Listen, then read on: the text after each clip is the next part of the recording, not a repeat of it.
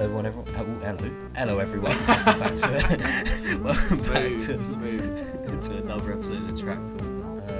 I am Sam. We've got Max on the other end of the line. Yeah, hello everyone. Nice to be back. How are you, Max? Good. Just to tell the viewers where we've been today, Max. Well, for once we actually come out of our dingy bedrooms and see some actual motor racing today. We're at Brands Hatch today, which is like local-ish to us, not to dox us straight away. And we saw the Motorcycle Racing Club like season opener, which is kind of I sort of wanted it as like semi-pro. You know what I mean? They weren't amateurs, but they weren't fully pros. You know what I mean? It was kind of like a bit like the National League of football. Like, yeah, exactly. You know, but before you get into the big leagues, this is where most people start off. And our mate Tyler races. He won.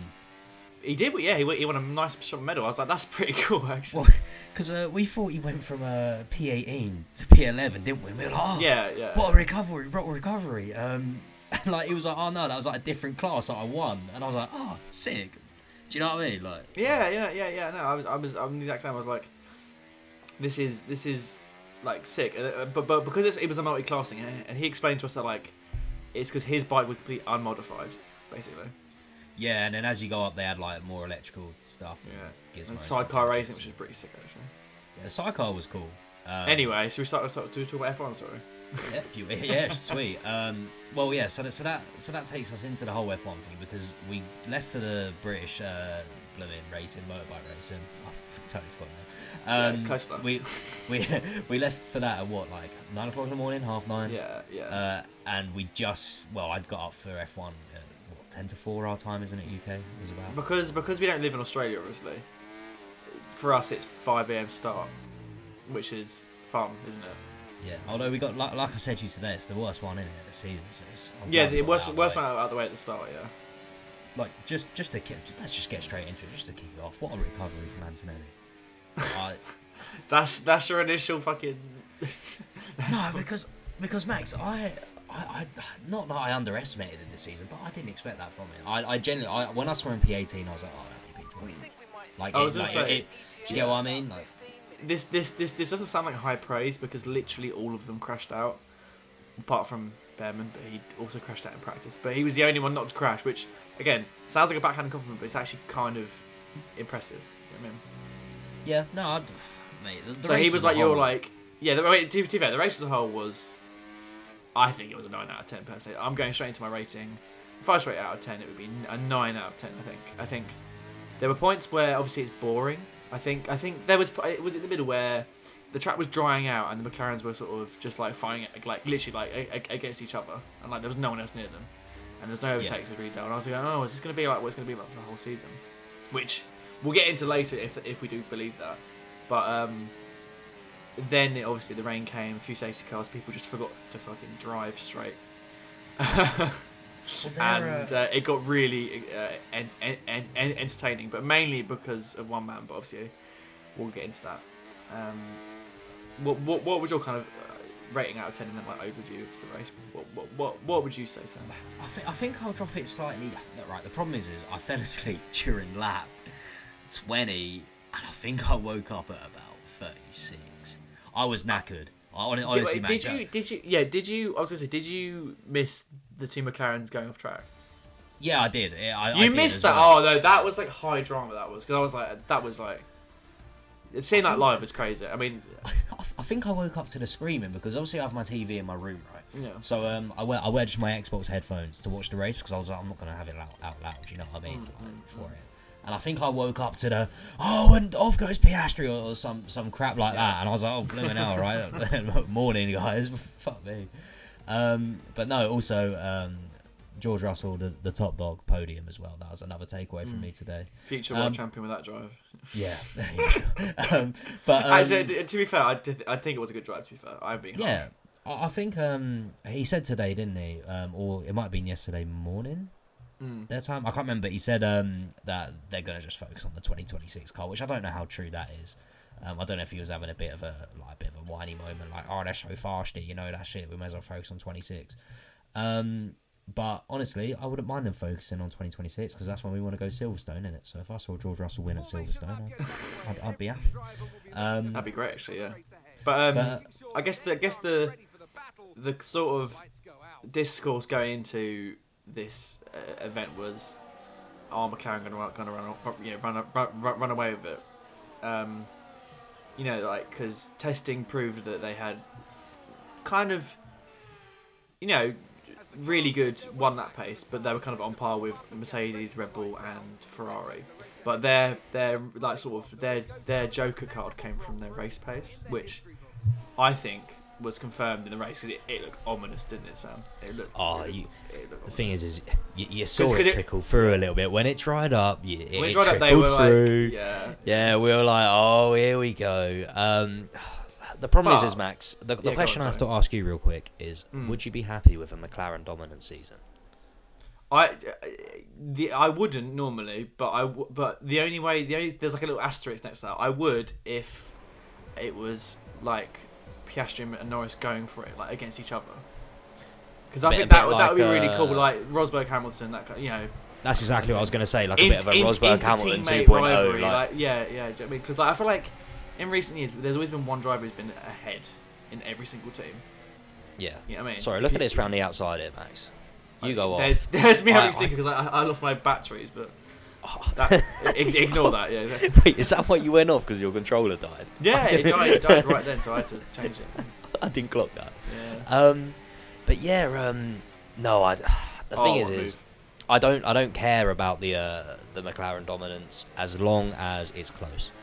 Lando Norris could win every single race, but as long as either Piastri, Verstappen, maybe Leclerc, finish 2/10, even 2 seconds behind. Like, I don't care as long as the races are entertaining. I don't really mind. Obviously, like George Russell's my favourite. I'd love him to be up there, but again, I don't think George Russell has any hope at even being world champion this year unless they come in with some late season upgrades. I think it's quite sad because that first race, every year you're always like, it's not gonna happen, is it? Like, do you know what I mean? Like it's always that kind of like every year, like by the first race like roughly where the pecking order is. But then obviously in recent years we've seen upgrades from Ferrari and McLaren which have actually made them faster than Red Bull. Do you know what I mean? So I will say this much, even though it looks really ominous and depressing for like how competitive the season will be, I think give it time.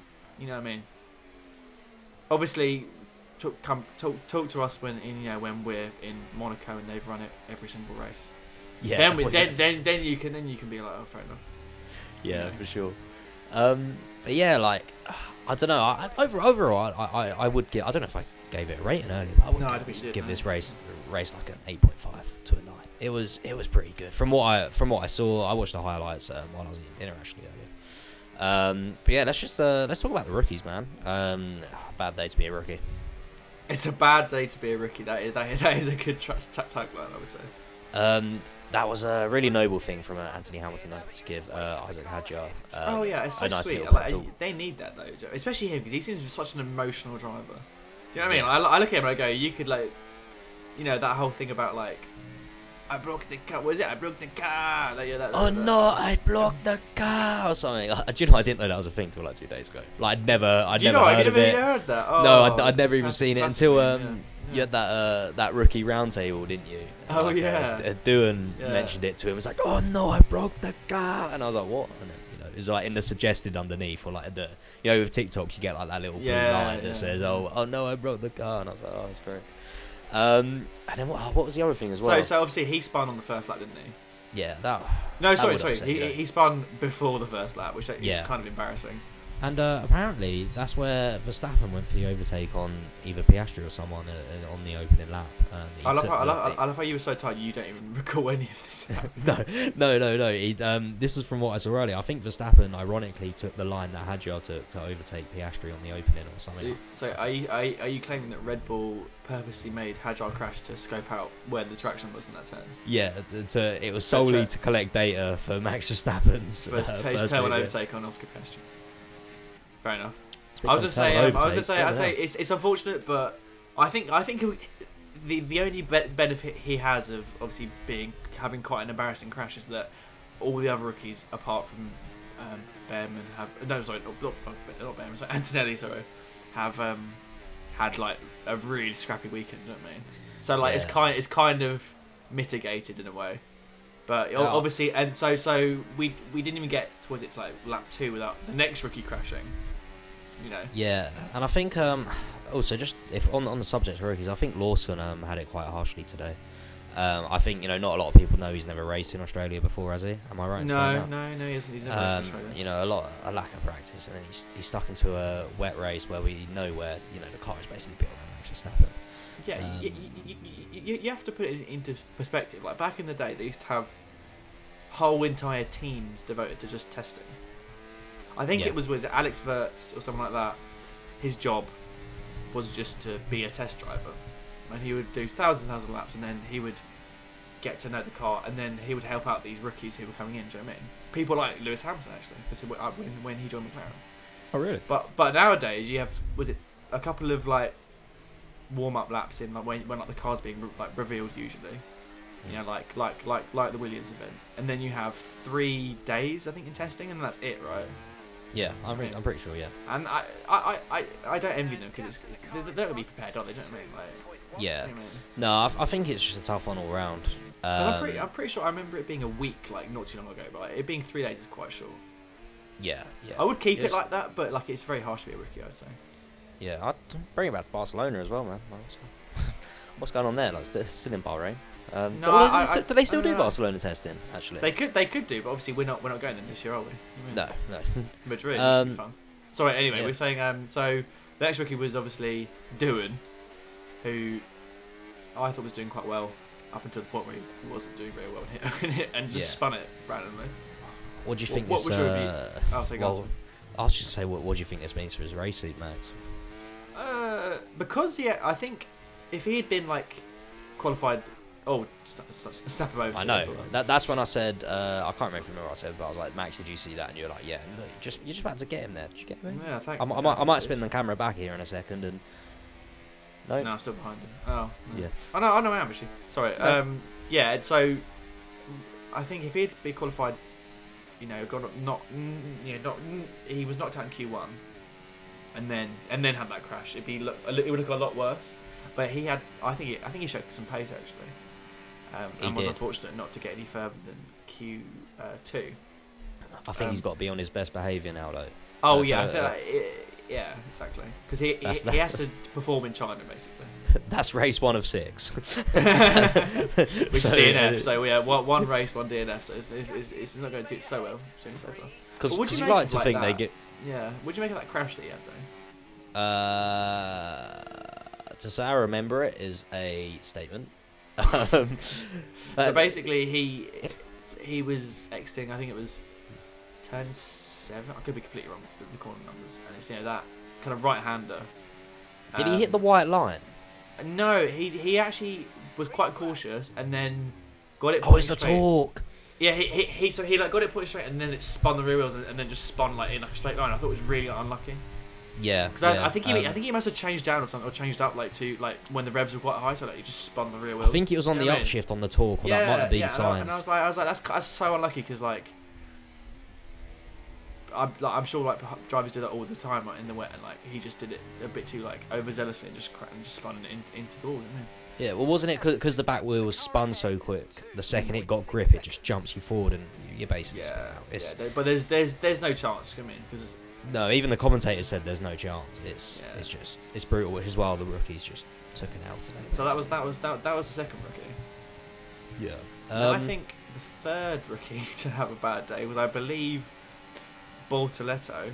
Yeah, I was going to say which was too fair. I thought he had a really good race up to that point. I was kind of following him in the background. He was like in like P13. Obviously, Hulkenberg had an amazing race and was like in like the top 10 for like ages, but.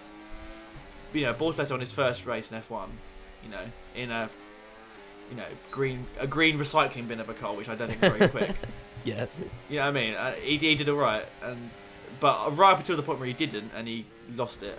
And like I said, like that just snapped on him like such a bad way. Do you know what I mean? Like, and I'm pretty sure it was when they were on dry tyres on a wet track, so it's so treacherous. Do you know what I mean? Like, yeah. It was just a carnage day. To sum up the day, I would say well, not to sum it up, but basically our fantasy league didn't do so well, did it, Max? It was just such a... Well, we could briefly talk about that whilst we're sort of talking about stinkers. Yeah, well, you know, it would actually be good to quickly just, jump into the fantasy team here, because it would just give us a great idea of, who we bet on. Yeah. So my fantasy team was Piastri, Gasly, Ocon, Bortoletto, Alonso, McLaren, and Williams. And obviously Bortoletto went, Alonso went, Gasly got no points, Ocon I think got 1, and then Piastri got like none. Which was, man, I feel so bad for Piastri.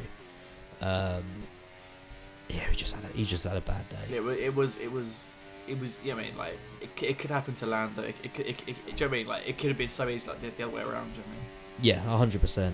But it's just unlucky. Oh, but I was gonna say, so my one, pretty similar. I had Sainz, Bortoletto, Hadjar, Alonso, and we haven't even talked about the two Spaniards, because Alonso and Sainz, both two, I'd say, heavily experienced drivers, crashed out. I mean, I thought I was. Do you know what? I wasn't surprised with Sainz because it's like a new team, right? New team, whatever, blah blah blah, in like the rain, whatever. But Alonso, I was like, I'm surprised you spun the car. How long has he been in that car now? 4 years? He's been Aston Martin, since 2023. But like, it's something that I don't see him do very often. Like when have you seen Alonso make like a proper mistake, like where he spun it or whatever? I've never seen it happen. Do you know what I mean? Yeah, I know what you mean. So I thought that was very shocking. But yeah, it's only been in the Aston Martin 2 years. 3, because this will be the 3rd year. Oh, do you mean 2 full years? Yeah. 2023, 2024. Damn, I was thinking this was his 4th. Damn, I didn't realise. No. Time goes so quickly, doesn't it, with F1? Especially in F1. Like, well, it's because I watched Drive to Survive, right? Have you seen the new season? Yeah. Well, I was watching it and I was like, "What? Lewis is in a Mercedes?" Like, no, that was a joke, obviously. Yeah. But you get what I mean. You know what I mean? Like, well, for instance, like Logan Sargent was in it. And I was like, I thought he was gone like 2 seasons ago. It just so much changes so quickly in the sport that it's whatever. And Daniel Ricciardo's there, and it feels like we've gone without Daniel Ricciardo for ages. Because when did he leave? Like Singapore, October last year? Yeah, October, around then. So yeah, I don't know. It's just not upsetting, but the sport changes quick, and I'm glad it does. It keeps it fresh, and keeps a bit of new talent. But it was one of those things where, also my fantasy had Ferrari and Haas, which we'll get into later why they didn't go very well. But yeah, so the only saving grace from my picks is that I managed to get 91 points out of this because I had so many minuses. But then because Lando won the race, and he bagged 118, so I kind of averaged out to like kind of all right score. Whereas Sam, I think, and that is a big number, which makes me think I need Norris on my team next week. Watch Piastri win next week. I know. Well, that's what I mean, because it happened last year at the fantasy league. Everyone I moved kept on winning or like doing really well, and the 2 people that I kept, Albon and Tsunoda, lost me the most points. 3 weeks in a row I got like 40 points, wasn't it, or something ridiculous, and that just lost me the league. And it split our league. Today has split our league in half. Bottom of the league, the haves and have-nots, and we're in the have-not section. Yeah, Thomas top of the league with 113 points, and then goes all the way through until Will with, I believe he's on 20.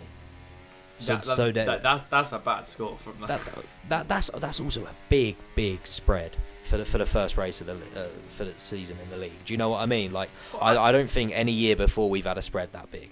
But also, usually this sounds weird, but usually you don't have, because we had Bahrain as the opener for like a few years now. Yeah. There's no like crazy. I mean, they are good races, I think, but they're not really crazy because it's quite hot weather and whatever, blah blah blah.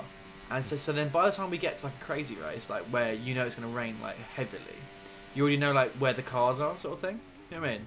Yeah. When you get to like the European bit where like it usually rains a bit more, but raining on the first like race is really hard to predict who's going to do well, because like you're kind of second guessing. You're going, I don't know if Red Bull are going to be as good in the dry, but they'll be good in the wet, because Max is like a god in the wet. Do you know what I mean? And then you're kind of going, oh no, but like Ferrari didn't do it. Yeah, all these different things. You got like second guess yourself. So like, it was so hard to predict. Do you know what I mean?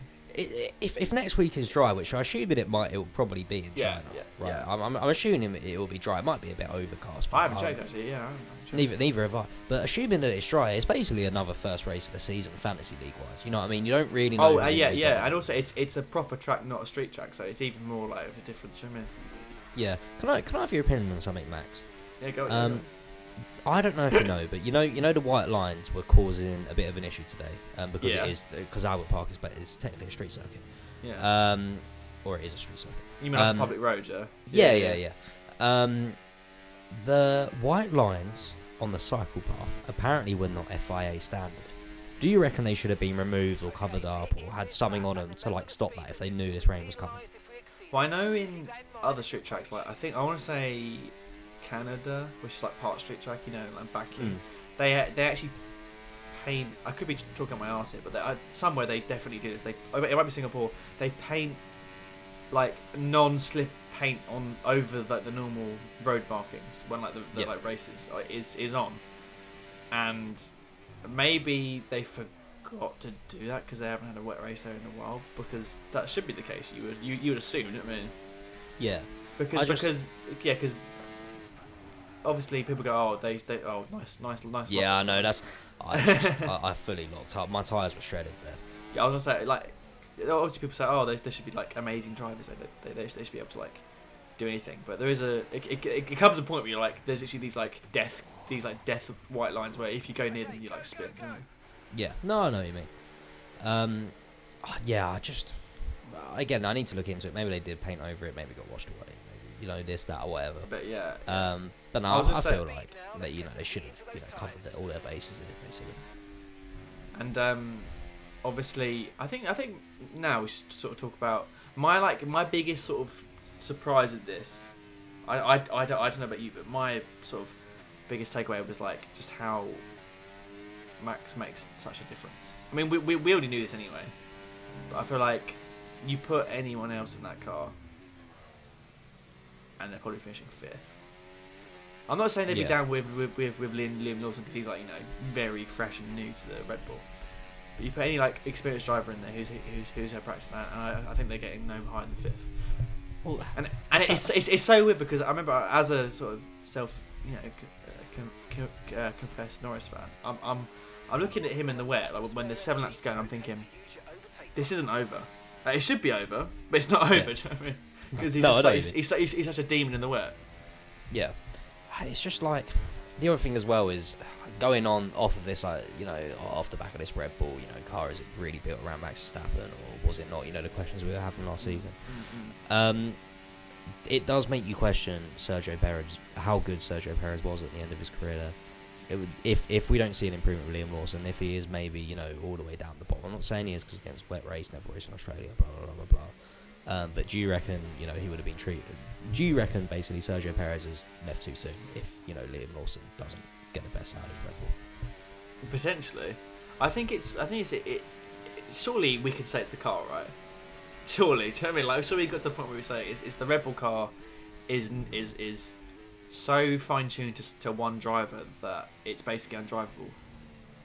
Do you think this could hinder them if Max leaves as well? Because if Max leaves, and like say, like as you predicted, he won't win the championship, and he'll basically go to Aston Martin or whoever will pay him money. Do you know what I mean? Yeah. I could see like him, but basically, because who else would they have to sort of replace him? They have to keep Liam Lawson, who is probably up to scratch in that car, and they would have this car which was, you know, designed around one driver who isn't there anymore. I think they're going to be screwed if Max leaves. You know what I mean? Like genuinely, like really not doing too well. It could affect them for, I reckon, up to 2 years. Yeah, because just to change a car like that, because these days, obviously because of the cost cap, you can't spend your way out of these issues. Whereas before, you could probably bring like a B spec car, which was like basically a new car, but now you can't do that. You got to like evolve an old one. Do you know what I mean? Yeah, and obviously, you know, when they started building the car around, and that wasn't even a thing in the cost cap. Yeah, exactly. Yeah. Which again, I think is it's going to cause issues for them. Yeah, it's going to be bad. But yeah, I've already said that Antonelli's really impressive today, haven't I? That just again, it's all I can think about this race, honestly, Max. Yeah, you think about Antonelli. So what do you think about like people saying that this was a champion's drive from Norris? What do you think about that statement?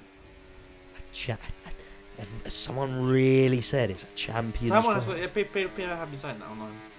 It was a phenomenal drive, but it was not a champion's drive, Max. Do you understand what I mean? It was a great drive, but I don't think you can say after one race that's a champion's drive. I think you're right. I think you might look back on a championship that was won or lost and go, that was a champion's drive. Do you know what I mean? Yeah, but I think it's too early to call it. But right now it's too early to say that. Yeah. Because like you said, if they have a car that's like dominant, then like it's gonna look much less impressive. Do you know what I mean? Which is a shame, because I think it was a really good drive. He never gave up the lead apart from when Max, went long on the mediums. Yeah, no, but again, to compare, like Sergio Perez, honestly I can't remember the race all the year. It was the one where he safety car first lap and he was right at the back of the race. Yeah. It was Sakir 2020, or was it? Yeah. I can't remember if it was the long or the short circuit. But it was COVID times anyway. The one he won. Yeah, the one he won from last, basically. Yeah. Would you call that a champion's drive? Because I would call that one of the best drives of his career. I would call that a phenomenal drive. I wouldn't call that a champion's drive. I would call it a champion's drive. No, but it's different because scenarios. I think it's different scenarios though, because that's his first win, and it came in very lucky circumstances. Because I think George Russell was basically nailed on to win that. Do you know what I mean? Yeah. That is a champion's drive. That's just a really good drive. A champion's drive is one where like you do something which is like not every person can do on the grid. Do you know what I mean? Yeah. Which like withstand a lot of pressure, which I think potentially could be up there, but obviously like you said, it's too soon to say. Do you know what I mean? Yeah, I think a champion's drive has to have an edge to it. It has to have something that has a significant balance in the championship, weighs it to or from. Although, if it's like, for instance, we get 20 races down the line, we're coming to the end and it's still neck and neck. It could easily be a race where you look back on and go, you know what, that is a champion's drive because it's still held and had so much longevity within this year, and it still comes into effect like in 20 races time, if that makes sense. Like we'll look back and go, oh, if he didn't do that well on that first race in Australia, maybe Verstappen would be 5-10 points up, or if he bottled it instead of Piastri, Verstappen would be 20 points ahead. Do you know what I mean? I think to call it a champion's drive, you just got to wait 20 races and see if it still holds up. Do you know what I mean? I have a question for you actually about. So obviously, for a lot of this race, it was the two McLarens battling with Verstappen. Like they checked, those two just checked out right at the front. But obviously, Piastri. So Norris comes away with 20 points. Sorry, 25 points, and then a win, and then like a great way to like start like a season and get momentum or whatever. Piastri comes away with 2 points and shattered confidence from losing your home win, and being so close to winning it, if you know what I mean. Yeah. I don't. This could go one of either two ways. It could ruin his confidence, and he could basically be like, I'm so distraught how I managed to do that. It's my mistake, blah blah blah. And then like he, like a vicious cycle, and then he falls into a more number 2 role when you get to into it, or it could spur him on, and it could make him basically take the fight to Lando. Like, what do you think's going to happen next?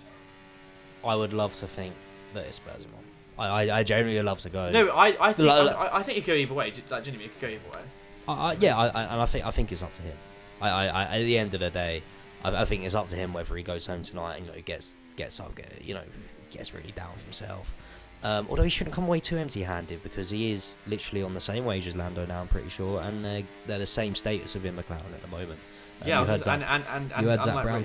Yeah, because he said they're joint number 1 status basically. Yeah, and I think it was Crofty at the time was asking him, saying, what happens if in 5-10 laps time, Piastri catches up to Norris and they go head to head, and Zach Brown was like, they race. And I respect Zach Brown for that. I think he got a lot of slate last season for you must Letting have a them number race, one. yeah. No. Well, no, he got a lot of slate for the you don't have a number one driver. No, you must have a number one, number two driver. You can't have two number ones. And he's still this season sitting on it and go, no, we have two number ones. It's up to them to decide. I think it's but people were annoyed when they said,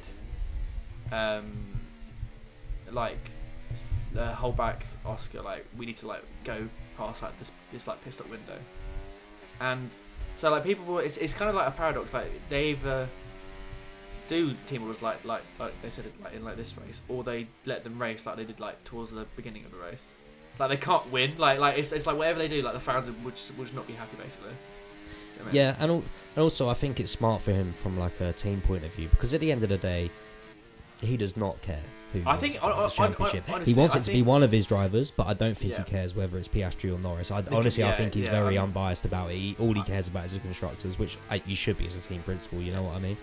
I was just saying, and I think my view of it is the way to win a constructors the championship the fastest or the best is to have two number ones probably, because you'll have two drivers who are of quality talent and they can both win races. The way you win a drivers' championship is probably the other way around. You have one driver who's number one, and then you have a number two supporting them. Do you know what I mean? Yeah. Like Well, the a other thing Bottas is, or a Barrichello or whatever. It's the other very thing as hard well to is win he's- it with two number ones. Do you know what I mean? It's very hard. Very hard. yeah, and the other thing as well, he's not putting all of his eggs in one basket. Imagine if Piastri does end up being better than Norris, maybe a year down the line, maybe two, Yeah. and he goes, well, I've been treated like a number two driver this whole time. Blooming Mercedes or blooming Aston Martin or Cadillac, whoever the top team is at the time is offering me a seat, and I'm going to leave him. Do you know what I mean? He doesn't want that. He doesn't want to lose Oscar Piastri, who's up and coming new talent, who, to be honest, in my opinion, has kept Lando on his toes. He's not been. He's shown that he could be a number one driver, and still this season he could show that he's better than Lando. I don't think. I know. I think if this pace continues into China, it's going to be a hard test. I mean. Yeah, the problem is points wise, he's on the back foot. He's 20 points down already, and at the end of the day in the standings, you can say 50, 60 points, that's big, but even 20 points, if you're in a dominant car and if it is going to go down to 1-2, 1-2, 1-2, 20 points is a big hit to take at the start. Yeah. Because then you're like, crap, there's only 6 points different. I'm playing catch up for the next 4 or 5 races, and that's just going to wear on you mentally. I think when I think Lando will start to worry is if he starts getting beat in qualifying, because that is like his thing. Do you know what I mean? Like Piastri, he's like really aggressive in the race and like challenges him or whatever. But then always Lando has this like inherent like speed in qualifying, but also in the race to like sort of extend the gap. You know what I mean? Yeah, like, look, but when Piastri that doesn't right happen, it's going to be. I think it's going to mess with his mind a bit. Do you know what I mean? Do you reckon I go for it? Because I can't remember. Oh, you don't. Shut the door right on me. But also say one of them falls off, like Piastri or Norris both like get worse or get slower or whatever, then it's kind of a benefit for McLaren to keep them, because then they'll become like a number two driver. Do you know what I mean? Yeah. Obviously, if they stay around, but. Well, I think they have some of the best drivers on the grid, and also the drivers with probably the most potential to improve. Do you know what I mean? Like, for instance, I think Russell is kind of not hitting a ceiling. He's my favourite driver. I think he's a phenomenal talent, but he's kind of staying stagnant the last couple of years. Do you know what I mean? He was brilliant in the Williams and he was brilliant in F2, but we haven't seen him grow beyond the ceiling that he's in. It's mainly the car that's the problem at the moment. Yeah, and I think if 2026 Mercedes come back, he'll really be able to show that again. Like, but and with a couple of drivers, I think maybe they're hitting their limit. But I think Piastri and Norris can still grow. I think they have the car to do it, and I don't see any other driver on the grid. I don't know if you disagree with me here, but I don't see another driver on the grid that doesn't have the potential as those two. Or do you get what I'm saying? I was going to say, you spoke about a team wishing that they could go into 2026 and just straight away. I think a team that probably wishes they could right now is probably Ferrari, because we haven't even mentioned them until quite late in this episode. But that was poor performance from Ferrari if I've ever seen one. Well, the thing as well, Crofty thought. Here we go. That's risky. I can't believe I've done that. I cannot believe I've done that. And it doesn't stick either. I have to back out. Oh no! Sorry, I'm go on. now, sorry. Oh, does it stick? I know. Hold on. We can take a 5-second break and see what happens. Roll? Go on. No. I can't remember what I do. No. Oh, I do stick it. Oh, you do stick it. Fair enough. But yeah, going back to Ferrari, because Crofty, I think, was like, oh, they've done the perfect strategy here. And I was sat there thinking, I don't think No, they have. anyone who said that was just blind. Like, it was not the perfect strategy. And then Brundle came in and was like, are you sure, mate? Because it's going to rain a lot more. Like, they were literally... That's like something you do in, like, a video game. Like the F1 video game. You're like, it's raining. I'm, like, 16th. I could win if I stayed out. And then you stay out and then you crash or whatever. Do you know what I mean? Like... Yeah. Well, because they should have committed, I'm pretty sure. From what I remember, again, I know, I know I'm going to have terrible memory today because this day has been... We have been, up for, like, 12, 13 hours. Very tired. We have had an absolutely jam-packed day. I've absolutely loved it. So my memory might be a bit hazy here about the race this morning that I watched at 4:30 a.m. But I'm pretty sure they went on the hards right, and then it started raining, and they're like, oh, we need to go on the indoors, right? Yeah. But they should have, in my opinion, they should have just stayed on the hards and not gone on to the hards. No, I think they would have crashed because Leclerc kept spinning on safety car. So. Yeah. Anyway, I was just saying that it was confusing to me because in practice they were looking good. That Ferrari were looking like actually decent, and I was like, because the people were saying like, oh, that they be Ferrari, McLaren for pole or whatever, and I was thinking like, I was thinking like a lot of people, oh yeah, they'll be up there. They were nowhere near in qualifying, and they were nowhere near in the race, which is more worrying because in the race they had no pace. No, I mean, they didn't have anything. You know what I mean? And Hamilton was complaining on the radio about balance issues and all sort of thing, and I'm really, really curious to see how they perform in a dry race, but like a proper track. I'm expecting them to do better, but you never know. Do you know what I mean? What do you think Ferrari are going to do next? I think they're going to have not some issues, but just as a whole with the whole Hamilton moving from Mercedes to Ferrari, I think if Ferrari don't knuckle down, they've just bagged a 7-time world champion, arguably one of the greatest to ever do it in the sport, right? And if Mercedes, really start knuckling down with this Russell and Antonetti duo, which is very, very, very good, and they start improving, they start overtaking Ferrari, you're just gonna have an unhappy Lewis Hamilton, and that's the last thing Ferrari need. I also thought that was surprising was that Hamilton and Leclerc were very similar pace-wise, at least from what I saw, which I think was kind of interesting. Yeah, they were very similar. They're actually closer than I thought. Yeah, same. I mean, it was kind of a crazy race. Like, that's what I mean. Like, I love to see what happens in China, to sort of judge them. You know what I mean? I also do think it's also kind of too early to judge Hamilton because I know he's a 7-time world champion, but still changing a car is changing a car. Yeah. Because apparently just before the start he was getting like spoken to about how to do like where the clutch was, where the best places to shifts were, and all that jazz. So I respect it, but I think just with Ferrari as a whole, you've got to give them four or 5 races. I think Mercedes, you've got to just give them 10, and McLaren and Red Bull, you've got to give them about 2. You know what I mean? I think Mercedes honestly do have a chance to, a George Russell podium. He's done that on merit. No one in front of him crashed. They can win a race, but they're not going to win the championship, are they? No. At least right now. Speaking right now. Yeah, I think. I'm hoping the Mercedes get P3 this year in the constructors. They could do, because if Ferrari do more things, because people, do you know what? As a McLaren fan, I kind of secretly get off on people, because I remember pre-season they're all like, "Oh my God, Ferrari are going to dominate! They're going to win the constructors and the drivers, the Leclerc world champion." Blah blah blah blah. Some people said Hamilton, who I'd love to be smoking the shit they were smoking, because that was crazy. But do you know what I mean? And just to see them like be so mid is like kind of hilarious, I think. Yeah, sweet. Well, have you got any final thoughts, Max Benny?